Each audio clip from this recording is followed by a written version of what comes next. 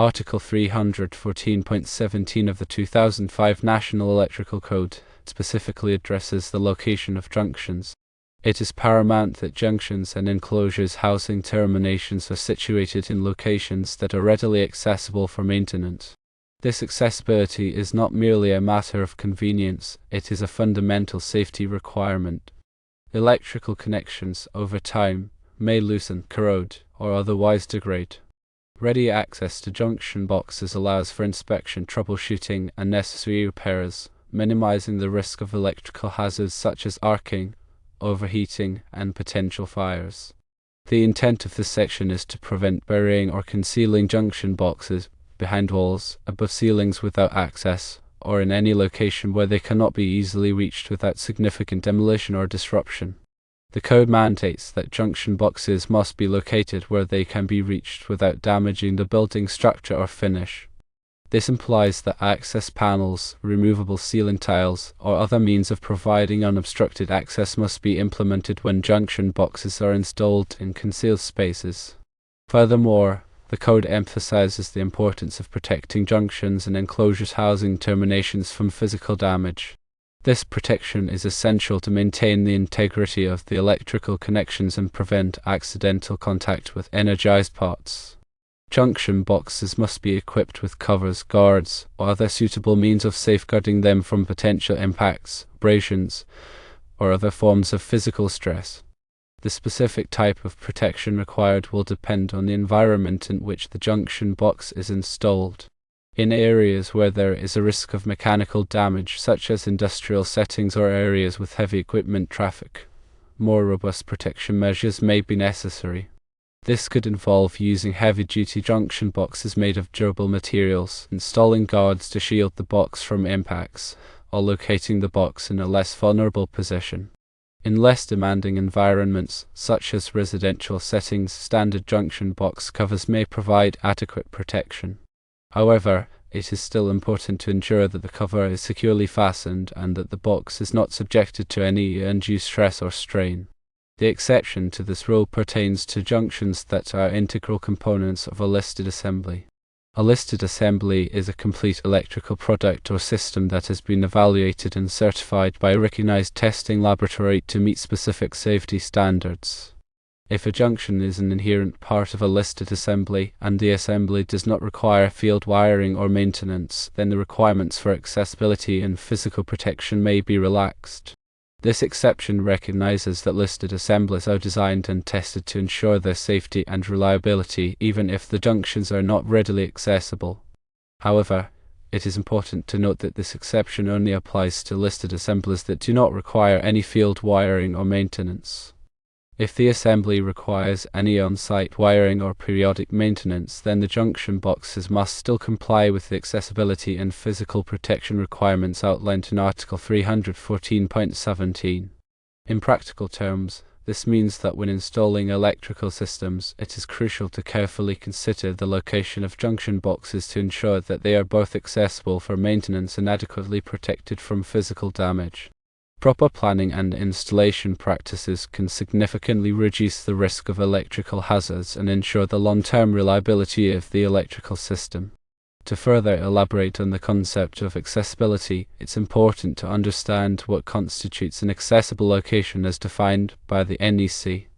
Accessible, as applied to wiring methods, equipment, and so forth, denotes admitting closed approach because not guarded by locked doors, elevation, or other effective means. This definition emphasizes the ability to reach the junction box without encountering significant obstacles or hazards.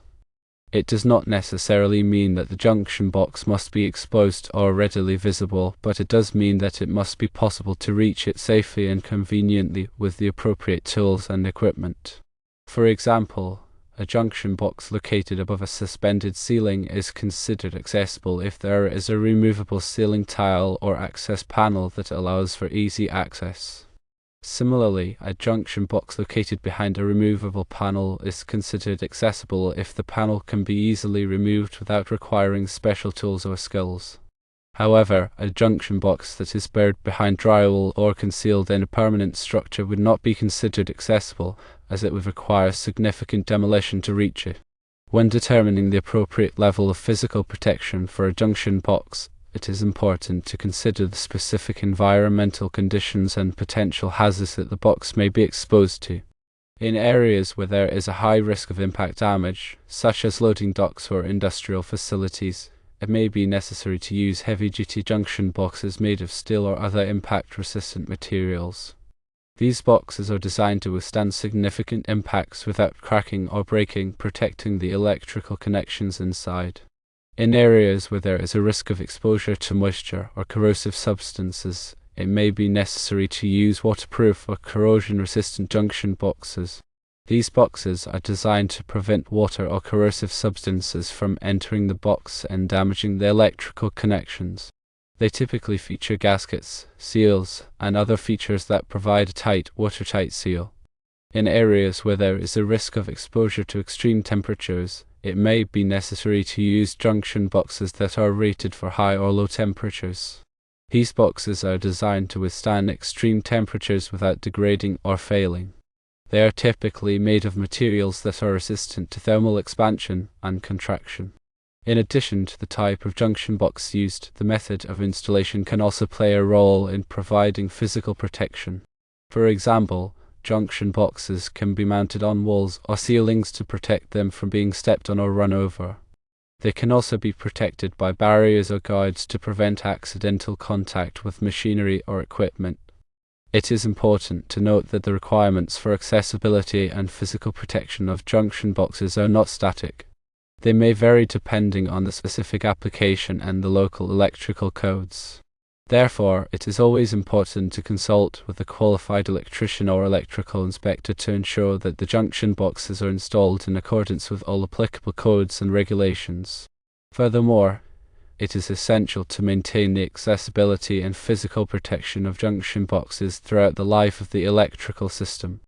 This means regularly inspecting the boxes to ensure that they are in good condition and that the covers are securely fastened. It also means taking steps to prevent damage to the boxes from impacts, moisture, or other hazards. By following these guidelines, it is possible to ensure that junction boxes are both accessible for maintenance and adequately protected from physical damage, minimizing the risk of electrical hazards and ensuring the long-term reliability of the electrical system. Article 314.17 is a critical component of the NEC, designed to safeguard electrical systems and prevent potential hazards. Its emphasis on accessibility and physical protection underscores the importance of careful planning and installation practices. It is not merely a matter of compliance, but a fundamental principle of electrical safety. Now, let's delve deeper into specific scenarios and examples to illustrate the practical application of Article 314.17. Imagine a commercial building undergoing renovations. The original electrical system included several junction boxes concealed above a suspended ceiling. During the renovation, some of these junction boxes are inadvertently covered by new drywall. This violates Article 314.17 because the junction boxes are no longer accessible for maintenance. To rectify this situation, access panels must be installed in the drywall to provide access to the junction boxes. These access panels must be large enough to allow for safe and convenient access to the boxes for inspection, troubleshooting, and repairs. Another scenario involves an industrial facility where heavy machinery is used. A junction box is located near a conveyor belt and is subjected to frequent impacts from passing materials. This violates Article 314.17 because the junction box is not adequately protected from physical damage. To address this issue, a sturdy guard can be installed around the junction box to shield it from impacts. The guard should be made of a durable material such as steel and should be securely anchored to the wall or floor. In a residential setting, consider a junction box located in an unfinished basement. The box is exposed to moisture and dust, and the cover is loose. This violates Article 314.17 because the junction box is not adequately protected from physical damage or environmental hazards. To remedy this, a waterproof junction box should be installed, and the cover should be securely fastened. Additionally, the area around the junction box should be kept clean and dry to prevent moisture from accumulating. These examples highlight the importance of considering the specific environmental conditions and potential hazards when installing junction boxes. The appropriate level of accessibility and physical protection will vary depending on the application. It is crucial to conduct a thorough assessment of the site and identify any potential risks before beginning the installation. Furthermore, it is important to note that the requirements of Article 314.17 apply not only to new installations but also to existing installations. If you discover that a junction box in your home or business is not accessible or adequately protected, you should take steps to correct the situation as soon as possible. Failure to comply with Article 314.17 can result in electrical hazards such as arcing, overheating, and fires. It can also lead to violations of local electrical codes, which can result in fines or other penalties. Therefore, it is essential to take this requirement seriously and to ensure that all junction boxes are installed and maintained in accordance with the NEC. In addition to the specific requirements outlined in Article 314.17, there are other related codes and standards that may also apply to junction box installations. For example, Article 314.27 of the NEC specifies the requirements for the support of boxes. This article requires that boxes be securely supported to prevent them from falling or becoming dislodged. Article 314.28 of the NEC addresses the requirements for the size of boxes. This article requires that boxes be large enough to accommodate the conductors and devices that are installed in them. Article 314.29 of the NEC specifies the requirements for the use of boxes in wet locations. This article requires that boxes used in wet locations be waterproof or provided with suitable protection against moisture. These are just a few examples of the many other codes and standards that may apply to junction box installations. It is important to be familiar with all applicable codes and standards before beginning any electrical work. In conclusion, Article 314.17 of the 2005 National Electrical Code is a critical component of electrical safety. Its emphasis on accessibility and physical protection underscores the importance of careful planning and installation practices. By following the guidelines outlined in this article, it is possible to minimize the risk of electrical hazards and ensure the long-term reliability of the electrical system. Remember to always consult with a qualified electrician or electrical inspector if you have any questions or concerns about junction box installations. Their expertise can help you to ensure that your electrical system is safe and compliant with all applicable codes and regulations. Lastly, consider the ongoing maintenance of electrical junction boxes. Regular inspection can reveal early signs of wear, damage, or loose connections. Address these issues promptly to prevent more significant problems and maintain the safety and efficiency of your electrical system.